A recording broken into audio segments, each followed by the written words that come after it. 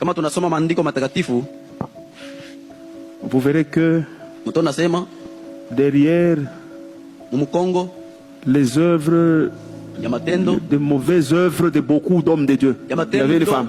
Il y avait une femme. Ouais. Et si un homme réussit, donc la femme met à l'aise cet homme. Écoutez, la Bible dit, je parle en Swahili. Mieux vaut habiter à l'angle d'un toit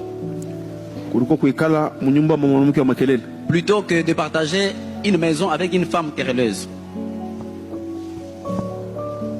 Donc, si la femme te met mal à l'aise à la maison, tu ne réussiras jamais.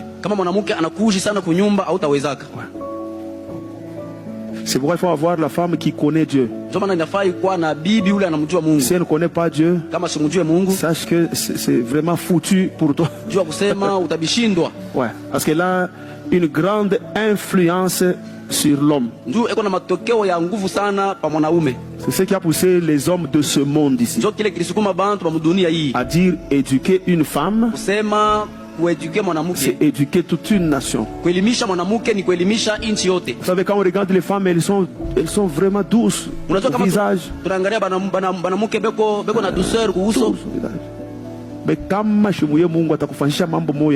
Mais si elle ne connaît pas Dieu, elle va te faire des choses qui vont t'étonner.